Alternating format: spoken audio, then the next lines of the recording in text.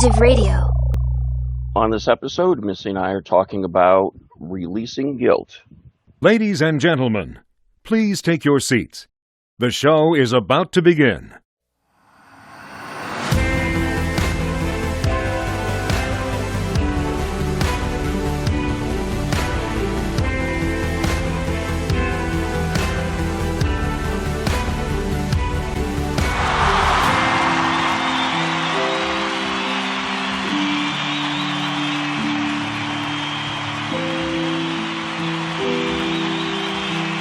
Everyone, to another episode of On Finding Peace. This is the podcast where Missy and I talk about daily practical tips that you can use to find your inner peace. And today we're going to be talking about releasing our guilt. So for those of you on the video version, we can see that Missy has a wonderful background behind her. So how's it going? Yeah, I mean, I was trying to feel tropical today. I'm stuck inside the house. I'm in the AC, but, like this beach scene was just calling to me. So I thought, you know what, I'll play with it, have some fun, and imagine that we're doing this while I'm sitting at a beach house. I like it because this is the first time I've seen an animated background. Yeah, I've nice. just seen the still picture. So it's a nice feature. Yeah. And, I know this is really weird, but I'm on Zoom a lot. And so like when your head is not fitting with the framework, you can kind of get your head cut off or whatever. Yep. So this is actually very fitting. I'm happy about it. Yeah, it looks quite realistic, actually. Yeah. It wouldn't have surprised me if you were on some, screened in porch or something, just enjoying the tropics. Yeah, and so I hear you have a little one in the background, so that should be fun to hear her, while grandkid we're day. doing our So podcast. That's awesome. So that's always a good thing. So yeah, always looking forward to that. Bring some childlike energy to our podcast today. Yes, remind us exactly. all what we enjoy in life. Exactly. Yeah. Because my background, as nice as it is not your tropical. Yeah, nice background. It's still really cool. I mean, you're right on the water always, so I can see it in the reflection a little bit. Mm-hmm. Yeah. I'm to turn around and show the water. I'm too far away from the outlet, so I unfortunately can't do that. But yeah, enjoy the reflection. I will enjoy the reflection. So when we brought up this subject about releasing guilt, you had mentioned that you were working with someone who was kind of experiencing this. So I was just wondering, not that I want you to, of course, bring their things, but, what's the context there? So actually, I deal with this a lot, with people who've gone through some trauma issues. But this individual, it's about actions that they took and looks like may have a consequence too, as far as legal. So they're dealing with, trying to change who they were to become, someone who isn't involved in those activities anymore. But on top of that, is feeling a lot of guilt and shame and remorse and regret, Right. and is really struggling with that part. Really focused on the past and what was going on. Right. Well, we have in what I practice, there's 4 pillars on your way to releasing the guilt. So your first is the guilt, is the indication that there is guilt. And then we have that guilt inside of us and we literally push it out of us because we don't want it, and we project it onto somebody else. And so in that projection, they mirror us. They mirror to us that there's healing that needs to be done on that guilt, whether it's, they're doing the same thing that we need to heal, or, or they're just showing us ourselves. And then the other thing is the final is really that forgiveness. So where we're working towards being able to forgive the things that, that we perceive that we did, that we need to hold that guilt for. This we've talked about things like this many times, the healthy, the unhealthy, and just being able to remain neutral, because you could go through the same thing that I went through, Chris, and you could have a totally different perspective on it. And Yep.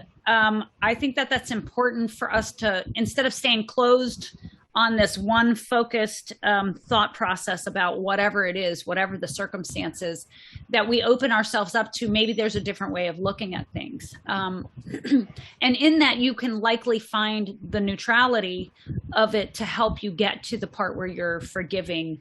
And forgiveness, not like you did something wrong and you need to be relinquished of that sin, but the giving forth, because that's what the word actually stands for, is just giving it forth and being like, look, the universe is going to work it out. God, whoever you want to call it, is going to work it out. So now I see it. I don't want to do it anymore because I don't like it. Doesn't make me feel good.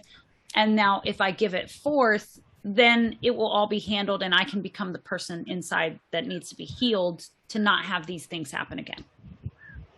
Yeah. And that's, I think, one of those tough moments because, and I know for this client in particular, and for previous ones I've had, but one of the things that really makes it difficult is it's so easy for us to live in the past. It's easy, and easy is probably the wrong word to say because it's much more damaging and all the negative feelings associated with it. But to move beyond that past is really going to take some difficult emotional work. So in that sense, it's easy for us just to run back into the past and then start playing through our heads of if I didn't do this, if I would have done this different, I shouldn't have acted in this way, all of those things. Yeah.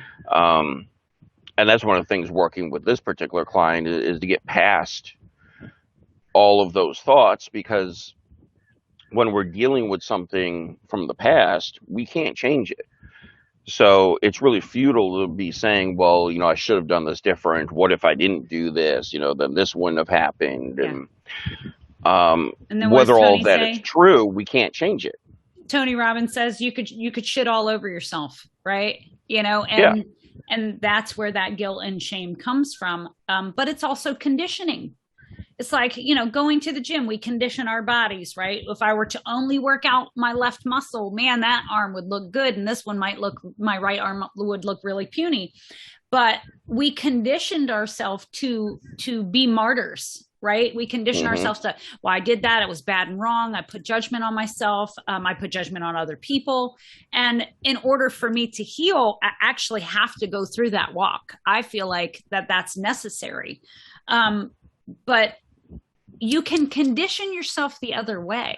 And it really does just take the awareness of what's going on up here mentally to be like, wait, why am I thinking negative things about myself? Like, because I'm that type of person. And I know, probably 99% of our clients or our listeners are that way, where they go like, I am so nice to everybody else. I hold doors. I do kind things. I give. I love, But when they look in the mirror, whether it's they're tearing down their physical body, they're mentally beating themselves up for the wrongs that they've held or think that they've done, that's the conditioning that you have to decondition. You have to it's atonement, right? You have to atone for that behavior, which I feel like ancestral vibes come into this, like our parents were taught by their parents, who didn't know any better. They didn't know any better, but we now know better.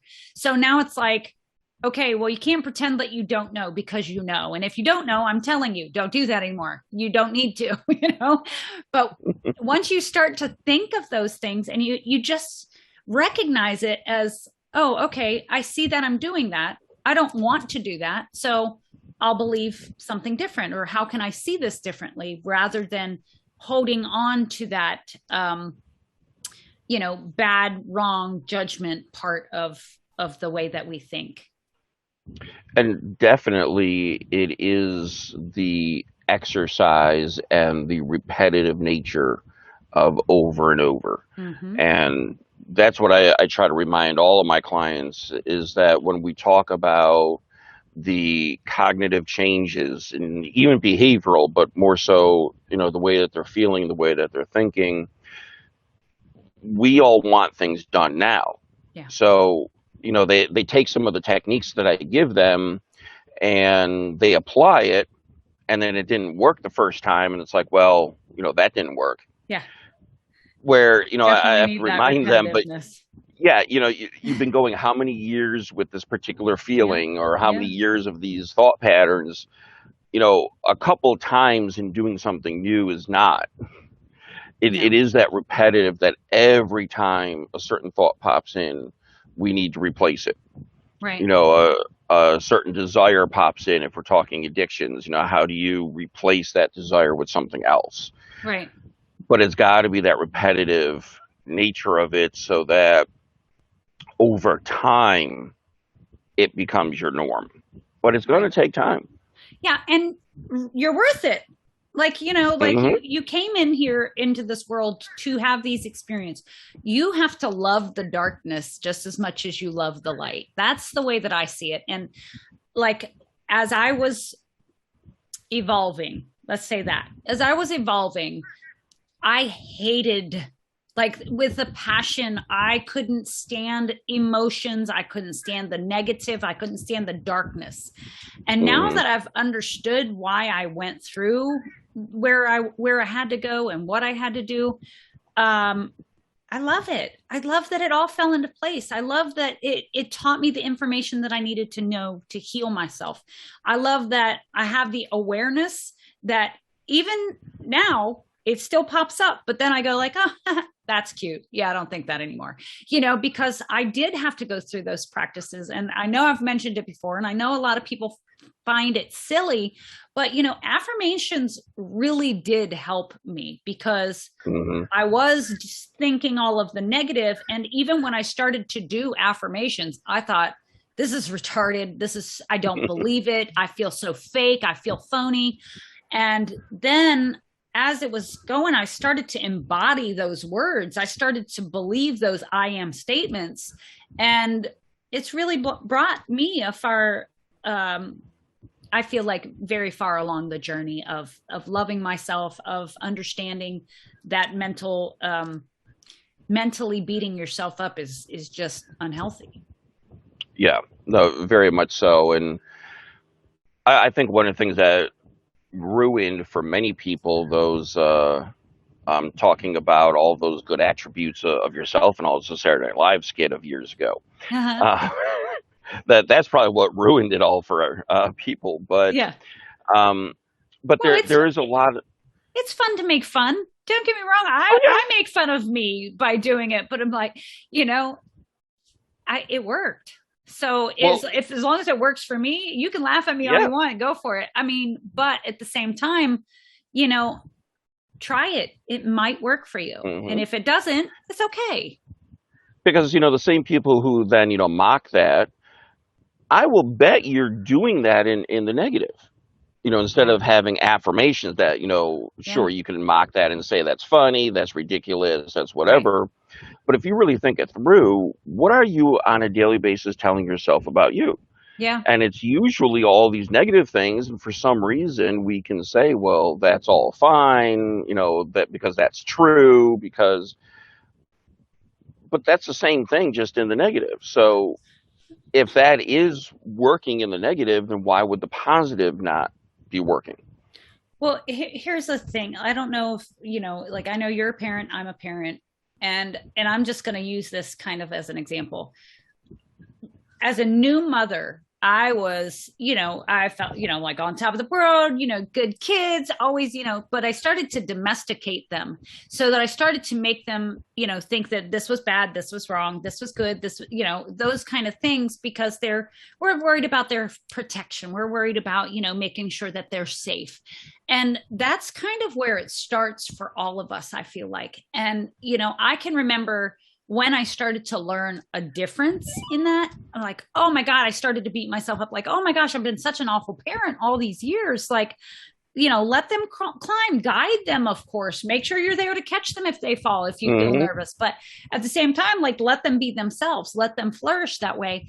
And the guilt that I felt because I couldn't change it, similar to what you said about your client, I couldn't change that. And then I was like, well, what am I going to do right now? Like, right now is the only thing that I can do. And I'm like, well, this is not helping the situation. Beating yourself up and feeling bad and making yourself a martyr is not helping the situation. You can only do what you can do right now in this moment. Right now, you just accept yourself for where you're at. And the past doesn't really matter at that point. Like, the future doesn't matter, right? There's an author that says, I'm sorry, it's in A Course in Miracles, and they say, a healed mind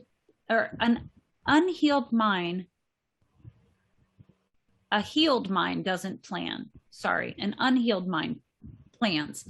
And that to me means right here in this moment, I've got no plans for this moment except for, oh, wait, you know what? I'm thirsty. I'm going to drink some water. Or, you know what? Chris and I are going to have a great conversation. This is my moment. If I'm worried about where I'm going, what am I doing later, what time I have to be where, then I'm not living in the moment. And that's not helping me. That's causing anxiety for my future. If I'm fearing what I did in the past and I'm worrying about it and I'm making myself a martyr, then I'm just going to bring up the past to relive in the future until that gets healed. So that's how you have peace. That's how you become, that's what this podcast is about, right? That's how you become peaceful. Yep. And that's all the mindfulness stuff that I and you try to get out to all of our clients, that it's all about what's happening in the moment. And it's not in some naive Pollyanna, way that, all the moments are wonderful, because sometimes living in the moment is ugly. Sometimes living in the moment is rough. But it's all about, how do I feel what I'm feeling here in this moment? But for me, it's then all about, what is that next action? Yeah. So is this a feeling that I'm having after I'm feeling it? Is this something that's healthy for me or not so healthy for me right now? Right. So what are the action steps that I need to do to change that? And it's like another current client of mine just had this week, and they were feeling very angry about something, and their thought to me was, well, I'm feeling angry, but I shouldn't be feeling angry. Right. I was like, well, why shouldn't you be feeling angry? And they said, well, that's a negative emotion. Right. I'm like, no. If in this moment you are feeling angry, then feel angry, feel that emotion. Yeah. But what are you going to do about that emotion? What's your next step? What's your action based on this? So we call that experience your experience, right? In the ways of mastery, that's called experiencing your experience. But the action afterward, where are you coming from with that action? Is it an inspired action? Is it a spiritually, left end of the pole action? Or is it an egoic, I have to protect my pride, I have to look good, I have to be right? Is it that way? So the inspired action is what I would hope that people aim for. And the triggering of whatever made them angry, again, that's the guilt, right? That's them projecting it. That's them mirroring it. And then now it's coming back to them to show them that they have healing that needs to be done to give it forth. The other thing, when you were talking about the, like, we all have good, bad moments, right? That's the law of rhythm. That's the day follows night, that's the seasons following each other. We have that in our lives. We have the pendulum swinging from high to low, good to bad, right? And the way that you can not be in the pendulum, right, or be part of the pendulum as you're swinging, you're like, gosh, I feel like a yo-yo. I'm happy today, I'm sad tomorrow, is to just be an observer, right? Be an observer of what's going on in your life so that you can be aware of what needs to be forgiven. You can be aware of what needs healing. I did that for abundance in my life. And, I know Mm. this is a subject. Who doesn't want abundance? Everybody's like, as soon as we think abundance, we think money, right? And I caught myself saying to my children so many times, we can't afford that. We can't afford that. No, I'm broke. I don't have any money. And words mean things. We know that. Yep. And so as I observed myself saying it, I'm like, it would be in the moment, vomiting out of my mouth. And I'd be like, oh, why did I say that? But it was showing me that I had a lack mentality that needed healing. And so to gain my power back from that, instead of, giving the power to the lack, I would actually say, no, I'm not going to buy that right now. I'm choosing not to buy that right now. And that gave me like oh, okay, well, I can if I want to, like it gave me the weight of feeling abundant, but it didn't make me have to feel the lack, if that makes any sense. So hopefully that's helpful for everybody who's, kind of, walking that slippery slope. Yeah, no, most definitely, because it really is finding rhythm in life, and life is all about rhythm. Yeah. And cycles and what's going on. So it's important for us to find what is our natural rhythm in life. Yeah. And then live by that rhythm, and change what we can change, what's in our ability to change, and what we can't, we accept it and just live within that rhythm.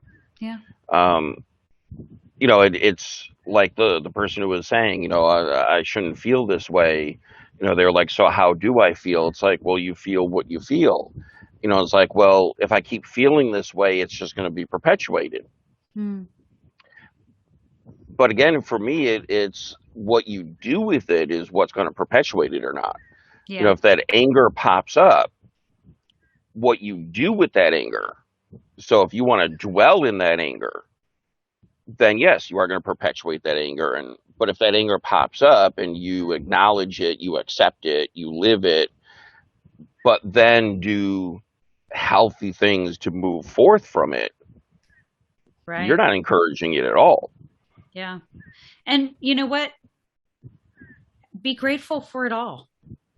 Like, I mean, literally, you were just sitting there talking, Chris, and I had this huge wave of emotion come over to me to where I was like, oh my gosh, please don't start crying right this second. But not in a bad way, because I'm so grateful for conversations like this. I'm so grateful for, for our listeners. I'm so grateful for the experiences that I have, because they're all information. And if you just can look at each bit of everything that happens in your circumstances, in your experience, as information and not judge it as good or bad information, just understand that it's information for you to help heal yourself, to bring you to a higher level of peace.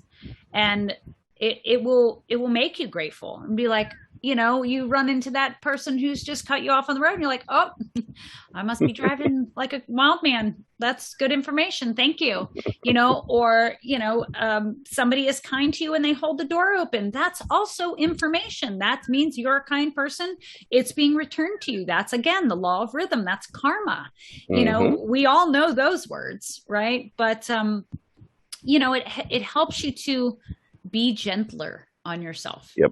It really does. It helps you to not be like, in a negative mindset, when you just realize that everything is information. And there's actually a phrase, again, I'm going to mention the Course in Miracles, that says all things are the voice or are the echoes for the voice of God.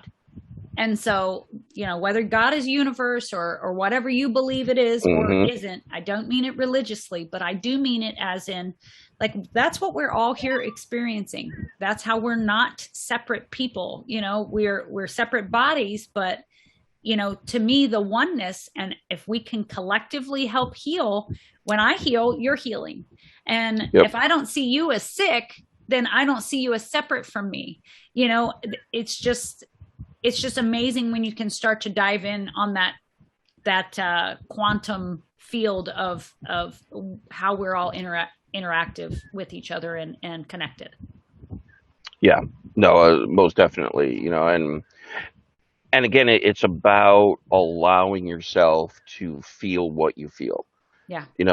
This original client we were talking about with all of the guilt and the regrets. And, one of the things that they had said to me was, well, in times that, there's some happy things going on, I don't feel I can allow myself to be happy Mm, because of what I've done in the past. right. And that I get that thought pattern, Right. but we have to break through that and to say if we're going to live the moment, we live the moment. And if something is happening where you can be happy and celebrate and you do that because that's Yeah. what's happening in the moment. To stop yourself from doing that, you're living in the past. Yeah. And it's all about living in the present moment.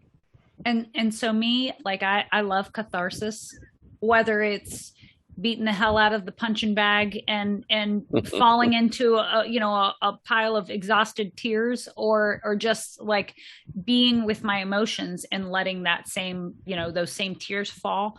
That catharsis is so healing. It's like, okay, all right, finally letting it out. However it's going to come out, it's just going to appear, and like feel it, get it over with, and then be like, okay, what's next? Or as I might say to, some of my girlfriends, okay, now put your good big girl panties on and, Mm-hmm. just keep going. But you have to take those moments. Like you really do have to take those moments and embrace them, because again, I go back to like your inner child, the things that, maybe mom and dad didn't see you and you felt unloved or whatever. That's what needs to be seen. Like that's what is calling for Yep. you at that moment, and you're ignoring it just the same as what you experienced, so you're repeating it again. And so I just encourage people to just like let yourself fall apart, and in whatever moment that it is, and maybe that's a Mm-hmm. good listener chat.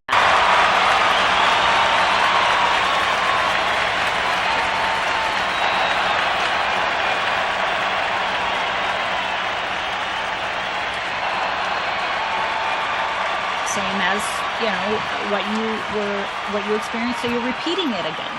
And so I just encourage people to just like let yourself fall apart, and in whatever moment that it is, and maybe that's a Mm-hmm. good listener challenge. Like if you're having a bad day, have a Yeah. bad day, it's okay. Or have a bad moment and then make a new moment. So I So think that would be a great listener challenge to have people share those moments with us. yeah. So what is your moment?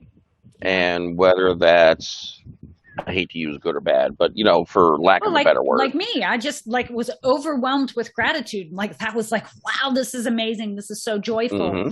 And I can tell you that I have had times where I've cried for hours straight and then was like, okay, I'm done. That was it. That's all I needed. I just needed to, feel that raw emotion and let it Yep. be there, instead of ignoring it.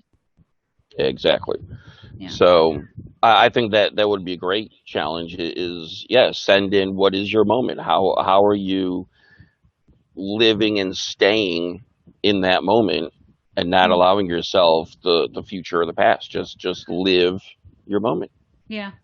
My 11-year-old, he's a very emotional child. And, I mean, it's just like, it's heart wrenching when this child has an off day, but he's got it so much inside of him. Sometimes I've told him like, go scream in the pillow, because like that, it's helping that energy move. It's getting it out of there. Mm-hmm. And so, but he always walks away feeling better. Like, okay, thanks. Thanks for letting me, just be however I'm being, instead of like, suck it up, buttercup, like I don't, we just Exactly. like let it happen. And he feels better about it, and he embraces who he is by doing those kind of things. Sounds good.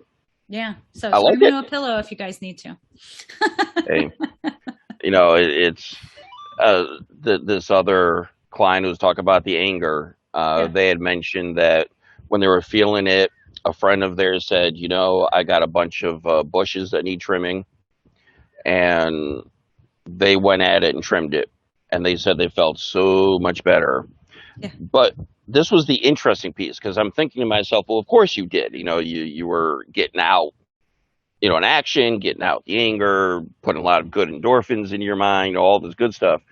But for this person, they said, but the great thing was it wasn't destruction. Yeah. Because when I looked back when I was done, I created something of beauty. Mm. And I could see on the ground all the, things that I cut. And what that said to me was, look what I did. Yeah. So I could see that I actually did something, but the creation was beauty and it wasn't destruction. My anger didn't destroy something. That's awesome. That is. I had never thought of it that way. I thought that was so insightful. Yeah, and women, we do something very similar. When we need to get rid of things, we actually go cut our hair a lot. We'll just go chop it all off and start fresh, but it's the same kind of thing. Okay, I need something new here. I need to be creative. And, that's a great way of sharing, we don't want anybody to be destructive just because you're feeling these feelings. Go create something. I mean, and that will help you tremendously as well. Even if it's, a portrait of what you're feeling on the inside could be extremely raw and real and beautiful at the exact same time. Exactly. Yeah. Well, that's awesome. Thank you so much for everything, Chris. I mean, again, the gratitude I have for these kind of conversations with us and, the laughter that we get to share. And I hope that our listeners feel the same way and enjoy what we put out. Definitely. I look forward to these times. And for the listeners, please like and share, this, let your friends get to experience our moments together. Yeah. And we'll see you at the next time. All right. Bye, everybody.